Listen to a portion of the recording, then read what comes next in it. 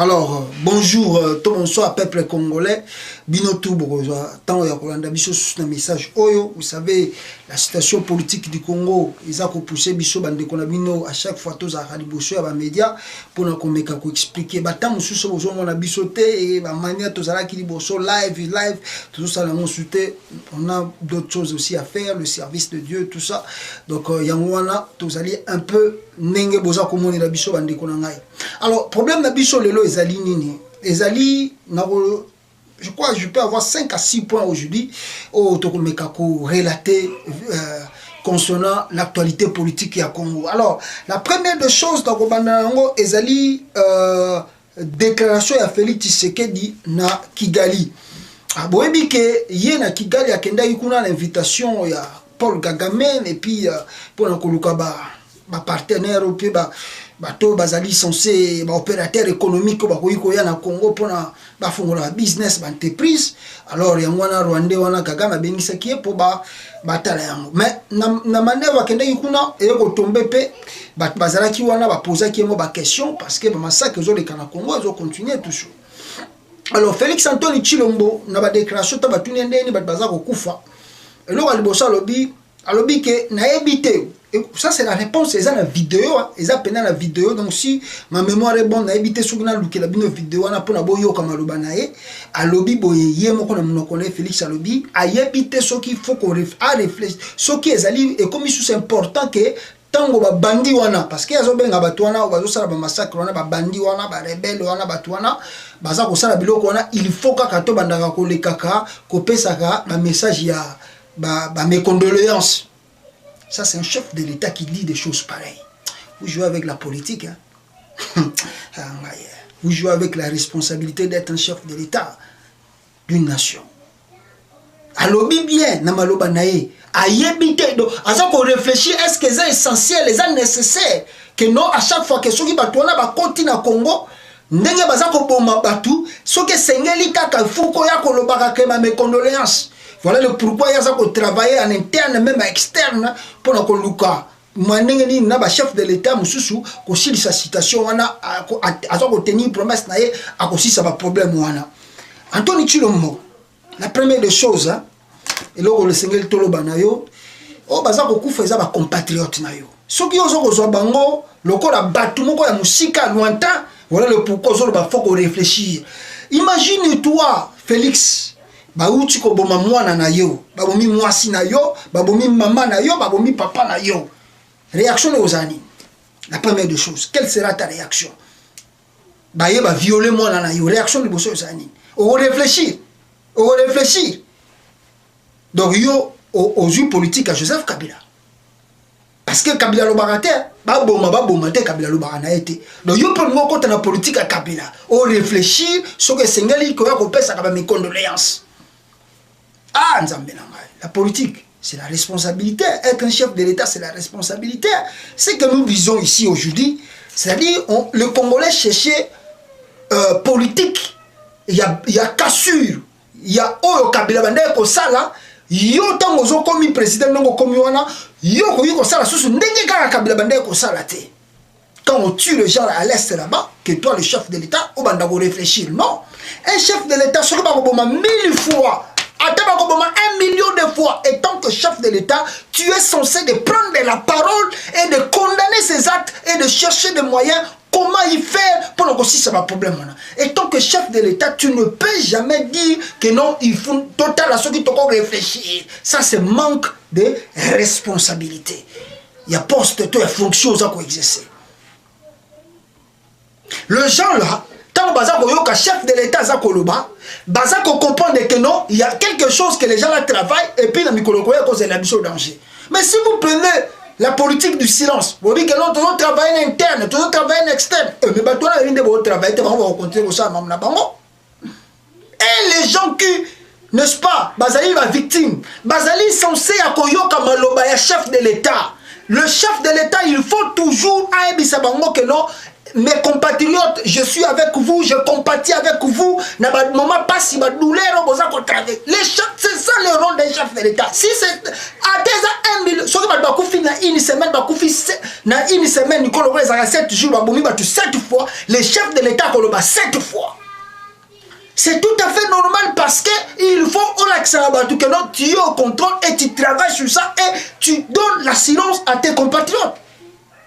Bon, habité politique en gros, tant que le baboye, oyo ara ba tususu na seba comme combat, ba so commenter ah bino bolo benene, bino bozana parce que les gens ne veulent plus que les Congolais réfléchissent intellectuellement. Si on dit qu'on réfléchit intellectuellement, on vous qualifie déjà des trucs là parce qu'ils ne veulent pas que vous donnez vos points de vue.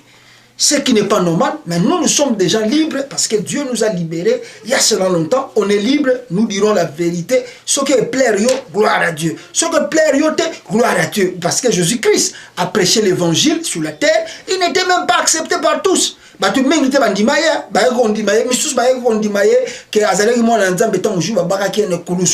moi je ne pense pas que si on dit des choses comme ça, oh bandimi, gloire à Dieu. Oh baboui, gloire à Dieu, l'essentiel est ça, bateau bazali sensible à comprendre, ils comprendront au lieu que tu vends de calme, tu vends de silence, tant makambeza koya, ma bena kachamboka wana. La deuxième des choses, Félix Antoine Tshilombo, kaka nakati ya Kigali, asali pen, on a zo la kaka interview. Alors, na ba journaliste babine makamba oningeza koya, babine mais est-ce que pour batutu bayebi que toi akizaka Rwanda, toi akizaka Uganda, comme sont des pays comploteur ya RDC. Yoka réponse ya Félix. Tant batunye ceux qui ba Rwanda na Uganda bangonde basa kolinga ba déstabiliser Congo. Félix a répondu oui. Dans une interview, national bino papier wana. Accordé aux journalistes congolais ce mardi à Kigali, le président congolais a dit estimer que le pays voisin ne devait pas être pris pour responsable de l'instabilité de l'instabilité dans la partie et plutôt excusez-moi dans la partie et de la République démocratique du Congo. Wana Félix Ntalobian que non ba pays voisin et singélité bozo bango que bango de bazali responsable ya ko instabilité partie ndambu ya Congo bozo bango lokola ba cible été parce que bango pe bazana idée ya ko sala makambo wana te wana selon Félix Antoine Tshilombo. Et Namalobana Bakisiboui. Ce ne sont pas ces pays-là, là c'est Félix qui parle, ce ne sont pas ces pays-là qui ont cette politique-là. Le Rwanda et l'Ouganda, basant la politique Wanate, yako instabiliser Congo, ko déstabiliser Congo, ko détruire Congo. Le Rwanda et l'Ouganda, le Rwanda, biso wa Congo to kizaka bango, basant la politique Wanate. Félix Antoine Tshilombo. Na habité ceux qui sont na bimisela yo ba document mais loko les message vidéo na kozwa tamingi te ko bimisela yo ba événement wana tout pour ezali ba biloko moko grave mais na ko rappeler yo kaka mama kambo moko pour eza très nécessaire pour moni ba victime bino oyo so koloba c'est injurier de gens oyo ba utai ko kufa na kati ya makambo ya Congo. Félix peuple congolais nako tangela bino yango pona bo comprendre eloko ni na ngina loba awa sur voilà nanu nako banda avant banda nango laissez-moi finir si et puis nako zonga na dossier wana. Alors abi ces pays dont vous faites allusion sont aussi menacés par une instabilité. Le Rwanda et l'Ouganda baza menacés na instabilité. Alors et cette instabilité peut aussi partir de chez nous. Félix a dit que l'instabilité à Rwanda na à Ouganda ko iko utape Congo. Voilà, il ne faudrait pas regarder cela avec un œil tout ça. Donc, tout ce qui est parti, on a parce que continuité est appénatée. Donc, arbitre total, on a mis sur le monate. Il y a pas à ça comme on a politique. Il y a ça la makamususu. Na kati ya relation na Rwanda, na Uganda, na Congo, et ça différent. Donc, il y a d'abord quand on a Kolobana, Félix, il a offert même les bons offices. Le col à Rwanda, na Uganda, basé au Kanate, Félix quoi. A offrir bons officiers RDC pour le conflit wana ya Rwanda Uganda. Félix, la politique. Félix, yo comme président, il y a combien de mois? Félix, 2 mois et demi que tu es président. Toi, tu veux offrir au Rwanda et l'Ouganda les bons offices? Ah, Nkolo. T'as la Félix. Ah, Zambé Bikam. Yo, Félix. On va offrir des bons offices à Rwanda et l'Ouganda. Pardon. Donc voilà, alors peuple congolais, nous Félix pour nous rappeler que conflit et Salamaka na le 23 août 1998 wana série Afdel a au Kota Congo. Ana Afdel a Koti Congo. Aye conflit et Salamaka na Kisangani. Il y a eu de morts, nous avons bino photo, il y a des morts wana pour na botala ba komi en de 98 jusqu'en 2000. Il y a eu affrontement de militaires rwandais et ougandais. Et il y a aussi ce qu'on appelle par la guerre de 6 jours. Où Salamaka na ba 2000, na ba juin 2000, na kati ya Kisangani.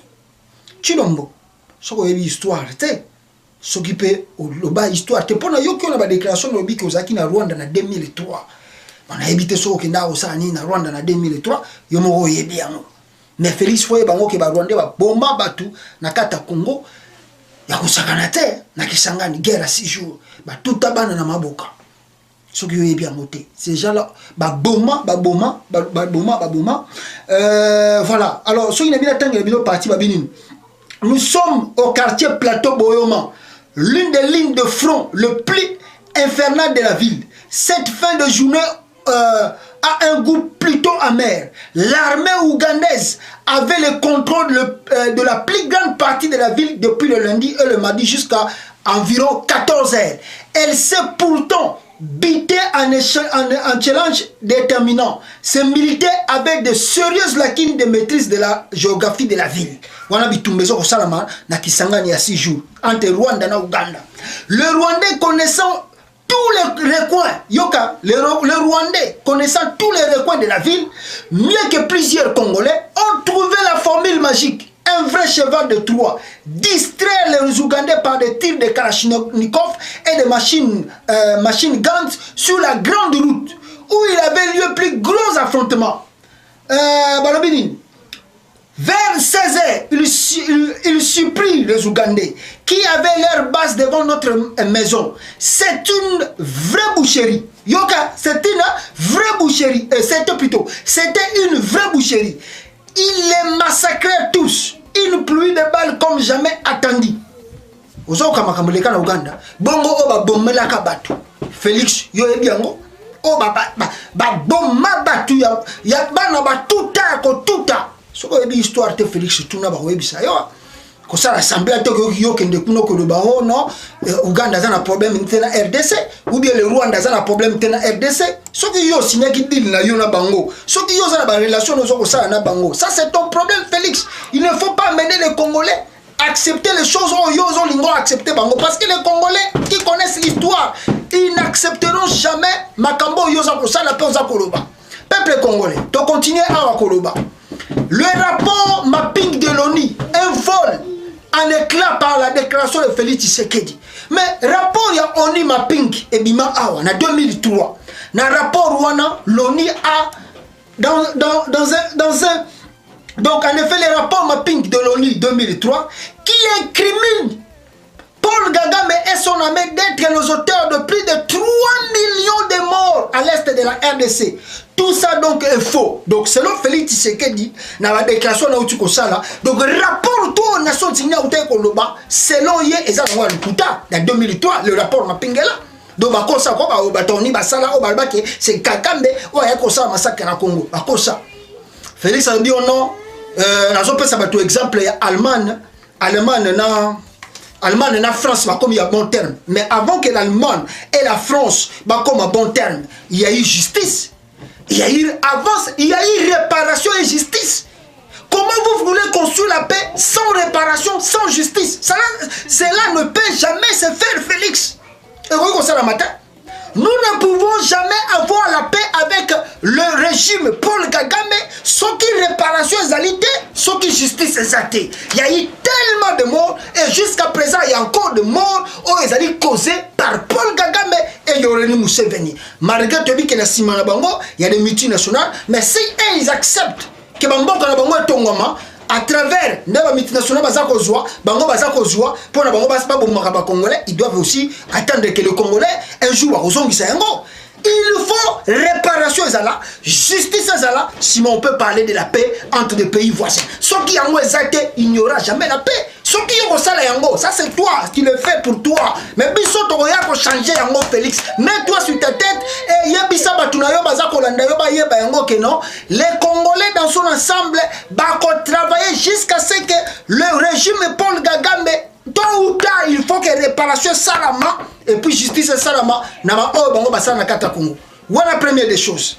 Alors peuple congolais, voilà yo ko nangena lo banabino pour nabino bo retenir na ba déclaration au Félix Antoine Tshilombo auta ikoloba na Kigali awa parce que toyoki que après on a azonga ki Congo azoko ya pe États-Unis d'Amérique toza kozela ye awa na États-Unis aroya kutana na Pompeo boyo ka pe déclaration ndenge ba gouvernement américain balobi ke azoko ya na visite na ye akokutana na ba ya kutana bango et qui va pas rencontrer Donald Trump officiellement. On a Donald Trump, on a secrétaire d'État, banini, pona, qu'est-ce qu'ils doivent faire, surtout l'Amérique compte beaucoup sur lui pour le changement. Il y a Makasi s'opérer, Nakati à Congo. Boyoka, ils sont en anglais, ils sont en anglais. Donc, un message en anglais. Il y a un moment dans l'élection, mais ça, on a dit contenu un message au département d'État. Dans le but simple que non, Félix a comment les trois visite né aux Arabouye et l'on dit bon baza causer là ce qui a commis qu'est-ce qu'il doit faire États-Unis ko sala nini Félix peut faire sala nini bazo compter mingi pour na droit de l'homme ba bloquer belé et zo na kati ya Congo ndenge boza kolanda yango wana akokoma le 3 avril. Bon, qu'il rencontre Donald Trump, qu'il ne rencontre pas Donald Trump, ce n'est pas notre problème. Parce que tu as dit que Donald Trump a la réserve concernant les pays africains, n'a pas président africain. Donc, c'est ça. Donc, Luana et Talibiso Pena Mingité et sa gravité. Voilà. Alors, deuxième des choses, le gouvernement fallait que Bima, gouvernement Zobima tiré là. Avant-hier, le peuple congolais n'a pas dit je pensais que Félix Tshisekedi tenait un peu la Kabylie en rigueur pour imposer Bango Makamususu. Mais je comprends qu'aujourd'hui c'est un jeu qui se fait na Kachiwana parce que c'est comme si la Kabylie a la maîtrise des choses. On dirait Bazako Lukelo Komoro Boye, option to éviter. Et je demande aux Congolais d'être prudents parce que nazo croire que non, c'est par la volonté de Félix Tshisekedi que ce gouvernement est obimate. Il y a un jeu un peu qui se joue là. Peut-être le gouvernement on est bimaté. Ça veut dire que non, jusqu'au moment où je vous parle, M. Kanambe Hippolyte Kazemberembe Moutouale a toujours le contrôle des choses. Et croyez très bien que le gouvernement Oyokobima est dominé par Bango. Ça c'est normal.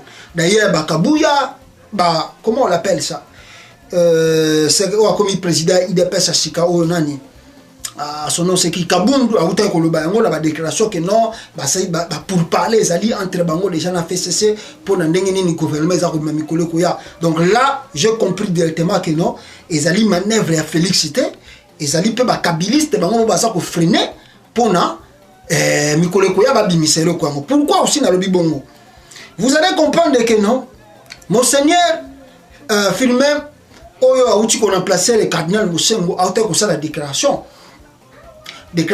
à l'objet clair, à l'objet que non. Azako estimé que non. Félix Tshisekedi a connu que bossa na bande qu'on a été à la Mouka, qui veut dire que non. Et Sengeli Naye a raisonné que non, a travaillé na Batuloko la Jean-Pierre Bemba, Batuloko la Martin Fayulu et Batuloko la Moïse Katumbi. Parce que baza bato balite na ye pona alternance ça na Congo et soki asali yango et que ça la maman na bénéfice pona régime na ye. Alors, tant qu'il y a Silisi Koloba, c'est vraiment une déclaration parce que nous avons un bon sens, si il faut rapprochement et ça entre les deux camps, et que malheureusement, côté à Félix, il y a des problèmes, mais pour éviter Kabiliste, Bazana Nini, et puis, et là, on dit Bazana Sima Félix. Ce qui a encore étonné plus grave, les alliés, tant que Monseigneur Alobi, le lo oyo, Nazobi Sabino, Bin Karubi Kika, à New York, aux États-Unis, à répondre de Baramoko. Oh non, la déclaration, tout monseigneur, cardinal Uchikoloba, en tout cas, la déclaration est inutile, les appels dans le sens parce que Bango a fait cesser. Au travail déjà na Félix, pour avancer Congo. Donc il veut dire bango baye ko contredire maloba o tout ba congolais baza ko kanisa que non, il faut rapprochement et salama entre les camps de cash, il y a Félix Oaza pour diriger Congo boye bininga comme le président na batoyo ya Lamuka bango bata fait ça non non non pas question makambo ko ba ok non bakatumbi ba bemba ba nani basonga wa ezate parce que biso bata fait ça c'est mutu to ko zo bokondia wa to na surtout na gouvernement zo ko bima to ko la majorité peut to ko dominer parce que bah yebi que si bemba rentre Félix a sa bemba poste ni so qui par exemple Fayulu et Sengeli ba travailler Fayulu fa comme aux poste ni so qui sali par exemple nani Katumbi ba travailler Katumbi aux poste ni yango wana batu wana ba casser déjà message wana pour ko ba non biso ba ta fait cesser toza na système et to travailler de biso na Félix parce que dil na biso za nengwana. Et c'est par là que j'ai compris que non, si vous ne voyez que le gouvernement est bimabimate, et ça c'est parce que Félix a boya. Dil na bango namu, baza ko prendre ngo baza ko mettre ngo na baje pour bayeba mukolonini et ko bimapo. Souvent même si on peut la précipitation et quoi Félix peut pouvoir à Félix. Imaginez-vous que non, bozana na gouvernement bimi, vous avez 30 ministres et sur ces 30 ministres, vous avez 25 ministres du FCC. Aujourd'hui, bata Félix a 5 à 7 ministres. Crier.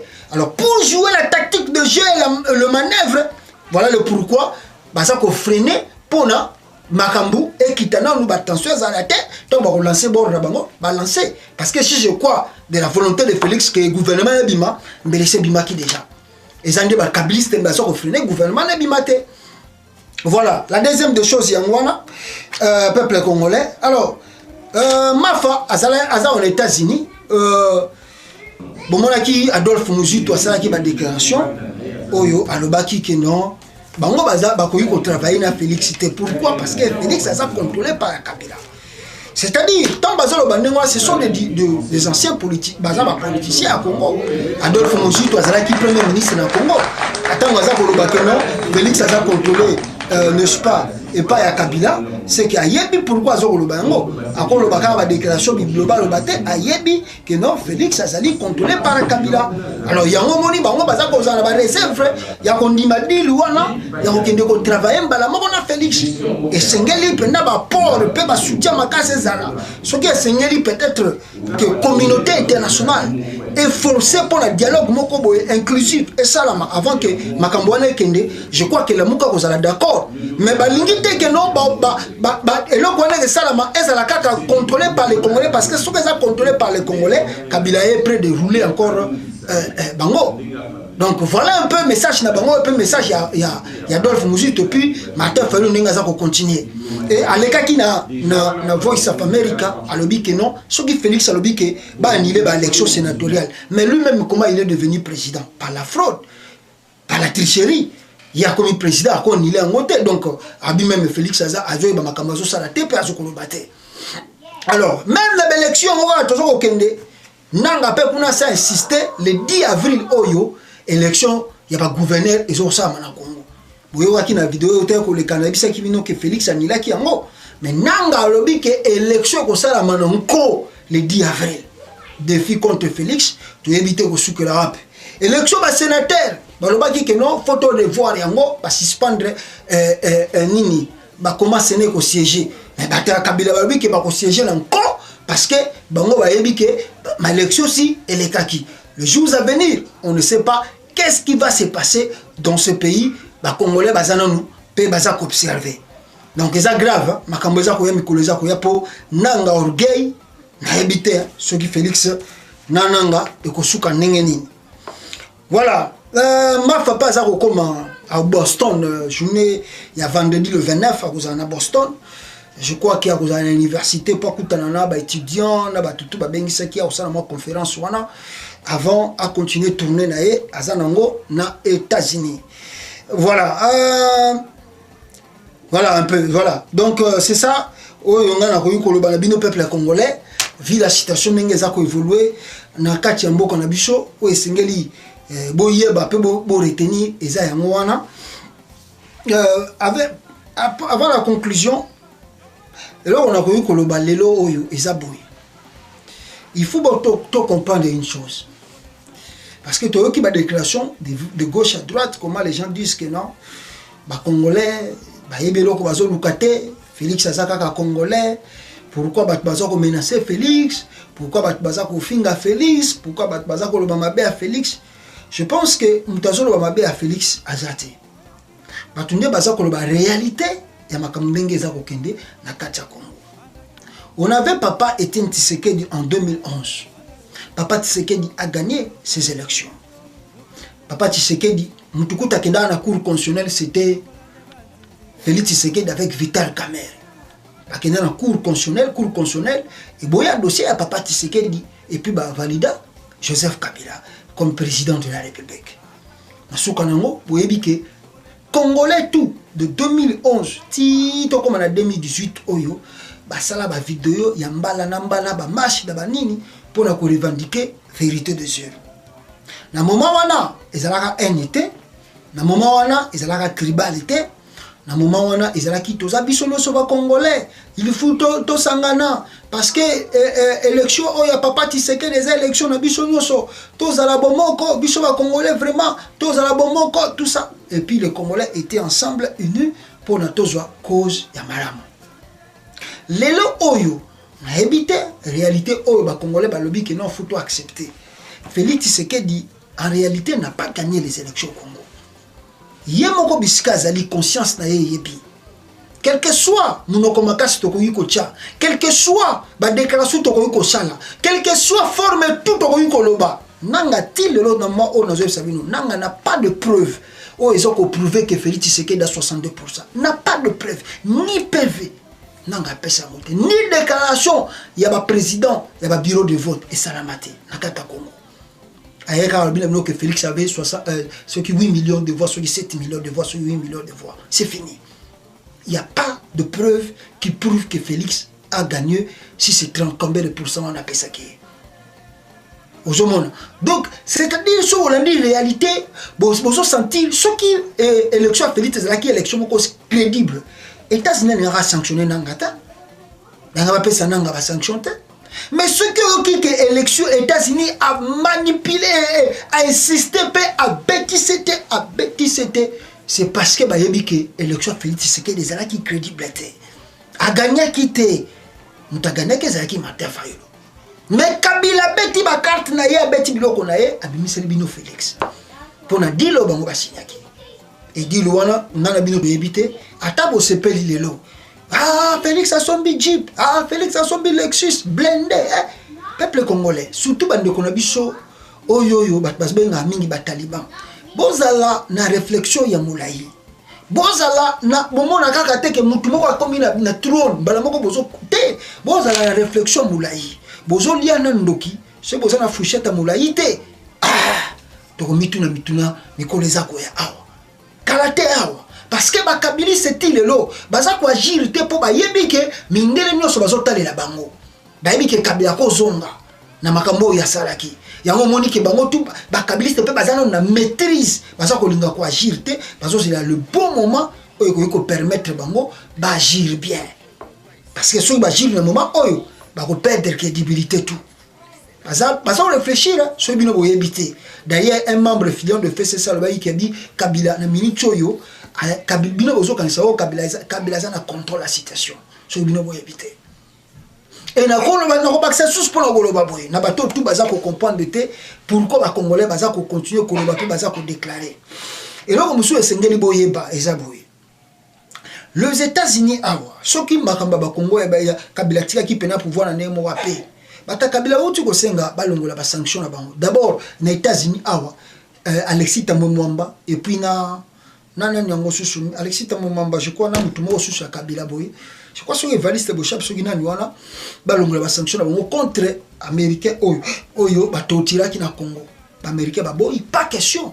Il faut ba samba batouana. Mais lelo oyo avec le régime Félix Nabakabila, c'est pas facile pour nous arrêter batouana. Or, les Congolais attendaient qu'un changement total, radical, ça dans le Congo, pour nous évacuer le système et détruire Mboka.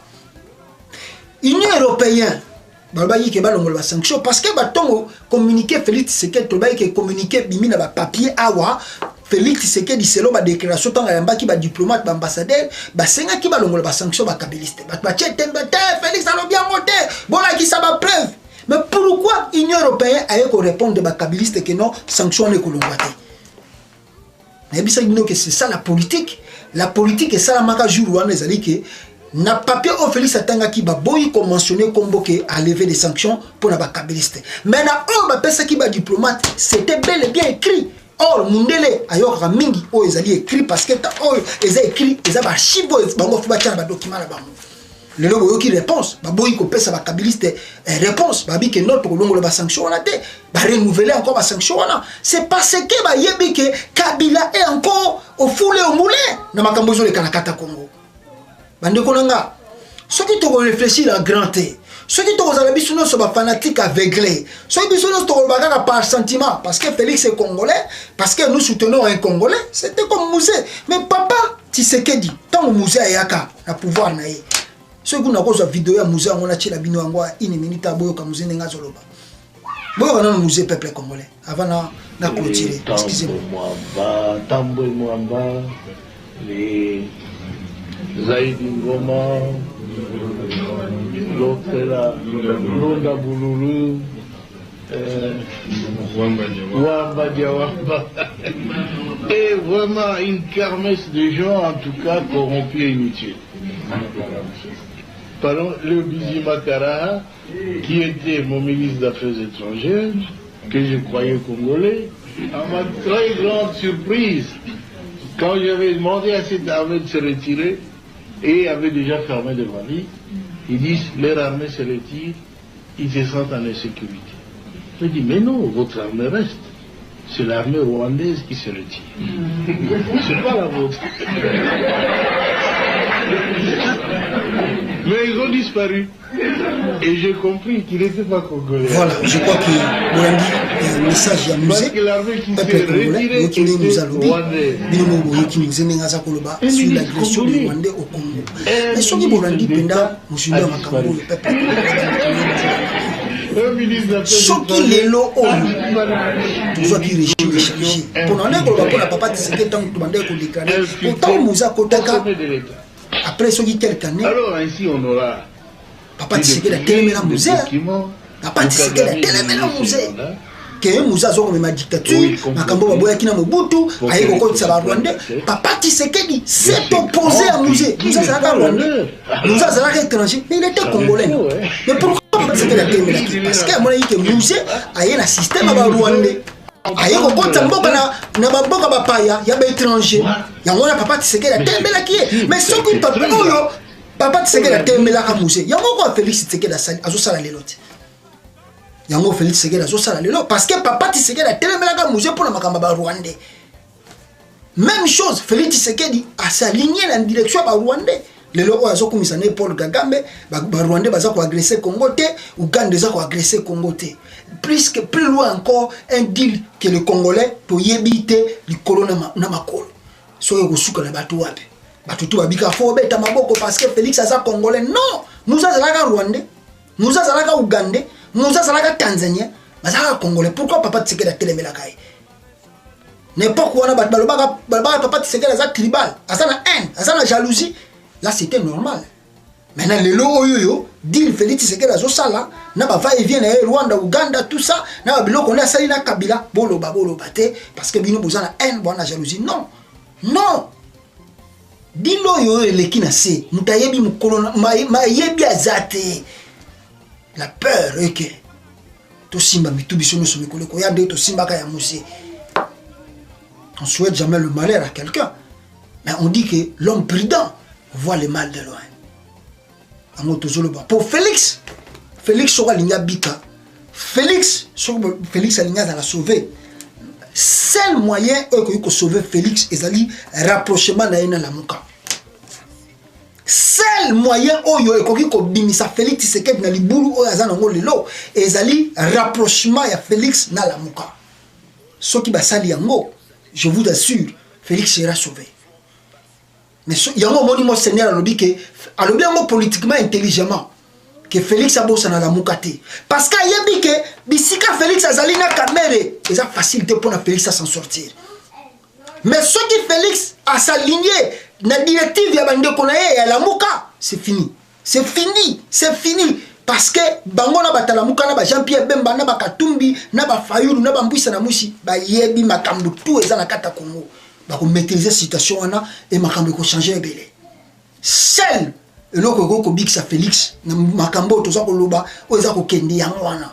Il faut que Félix a sa rapprocher na lamuka. Voilà mon message. Nenga zo ya pe États-Unis awa. Soki na ko loba ke no soki possibilité ko zala ke no rapprochement ne sala me kozala malamu na yoki ada bombola lobi ono Félix astanda ki bango le boko ada bombole yo il faut vendre na yo kimia parce que bino politique à Congo ezaka politique yango lokola eya kaka sentiment eye kaka na Congo mutu nyosa komi ne pe politicien komi pe kolia mbongo ada bombole yo tolinga biso kota makambe belete parce que yo yebi makamuli no sala na Kabila ada bombole yo za opposante ada bombole oza opposante yo yebi ba makambu nini yo sala na Kabila et puis to yebi ba secret makambu na yo ebele ada bombole mais na yo maya pio ada bombole bino boza ba bato ba yaka na opportunité ce que opportunité moko ye o se présenter ce que yete OK o changer de côté donc oza lokola mbisa na bisika ma eza ko chola pour garder ba bénéfice na yo oza na Congo to yebi makambu na binoti biso to yima mnabino to linga biso ko donc yo tant ba baza ko luka solution pour na Congo ada bombole bino boza bato fo vanda ka kimia botala ba congolais nde baza ko travailler pour na ba résoudre le problème à Congo.